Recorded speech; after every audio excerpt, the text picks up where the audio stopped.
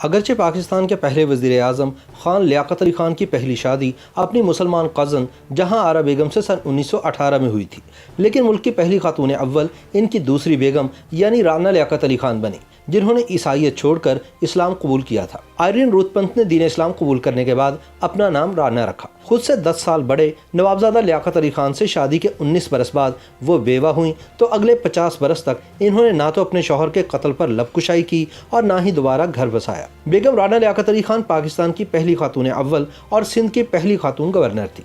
اقوام متحدہ کی جنرل اسمبلی کی جانب سے انہیں انسانی حقوق کا ایوارڈ اور حکومت پاکستان کی جانب سے نشان امتیاز دیا گیا۔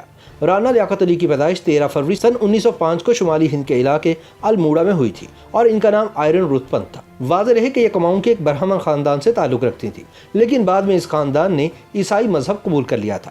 مس پنت کی نوابزادہ لیاقت علی خان سے پہلی ملاقات سن 1931 میں دہلی میں ہوئی، جہاں وہ قانون و انصاف کے موضوع پر لیکچر دینے کے لیے گئے تھے۔ رانا لیاقت کی سوانح عمری دی بیگم کی شریک مصنفہ دیپا اگروال بتاتی ہیں کہ وہ ایک آزاد خیال خاتون تھی اور ان میں زبردست اعتماد تھا۔ 86 سال کی اپنی زندگی میں انہوں نے 43 سال انڈیا جبکہ اتنا ہی عرصہ پاکستان میں گزارا۔ انہوں نے نہ صرف اپنی آنکھوں کے سامنے تاریخ رقم ہوتے دیکھی بلکہ اس کا حصہ بھی بنی۔ جناح سے لے کر جنرل ضیاء الحق تک سبھی کے سامنے وہ اپنی بات کہنے سے کبھی نہ ہچکچائی۔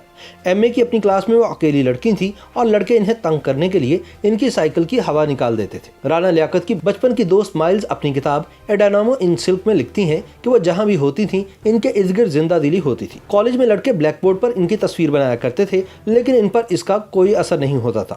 ایم اے کرنے کے بعد آئرن پنت اندر پرست کالج میں لیکچرر مقرر ہو گئی۔ جب انہیں خبر ملی کہ نوابزادہ لیاقت علی خان لیجسلیٹو اسمبلی کے سربراہ منتخب ہو گئے ہیں تو انہوں نے خط لکھ کر لیاقت علی خان کو مبارکباد دی۔ جواب میں لیاقت علی خان نے لکھا کہ مجھے یہ جان کر خوشی ہوئی کہ آپ دلی میں ہیں، جو میرے شہر کرنال کے بالکل نزدیک واقع ہے۔ اس بار جب میں لکھنؤ جاتے ہوئے دلی سے گزروں گا تو کیا آپ میرے ساتھ چائے پینا پسند کریں گی؟ آئرن پنت نے ان کی دعوت قبول کی اور یہیں سے ان کی ملاقاتوں کا سلسلہ شروع ہو گیا۔ یوں 16 اپریل سن 1933 کو بات شادی تک پہنچ گئی۔ لیاقت علی خان عمر میں ان سے 10 برس بڑے تھے۔ تب تک لیاقت علی خان کی شادی ان کی کزن جہاں آرا سے ہو چکی تھی، جن سے ان کا ایک بیٹا ولایت علی خان بھی تھا۔ بہرحال لیاقت علی اور آئرن پنت کی شادی ہوئی اور جامع مسجد کے امام نے ان کا نکاح پڑھوایا۔ نکاح سے قبل آئرن نے اسلام قبول کیا اور ان کا نام گل رانا رکھا گیا۔ اس میں کوئی شک نہیں کہ اس وقت لیاقت سیاسی افق کے ایک ابھرتے ہوئے ستارے تھے اور محمد علی جناح کے بہت نزدیک بھی۔ سیاست کے علاوہ لیاقت علی خان کو فوٹوگرافی کا بھی بہت شوق تھا۔ انہوں نے موسیقی سیکھی، پیانو اور طبلہ بھی بجاتے تھے اور گاتے بھی بہت اچھا تھے۔ ان کی پارٹیوں میں نہ صرف غزلوں کا دور چلتا تھا بلکہ انگریزی گانے بھی سننے کو ملتے تھے۔ دونوں میاں بیوی برج کھیلنے کے بھی بہت شوقین تھے۔ 5 فٹ لمبی رانا لیاقت علی خان کو نہ تو زیورات کا شوق تھا اور نہ ہی مہنگے کپڑوں کا۔ تحریک پاکستان میں بیگم رانا لیاقت علی خان نے اپنے شوہر قائد ملت لیاقت علی خان کے شانہ بشانہ حصہ لیا۔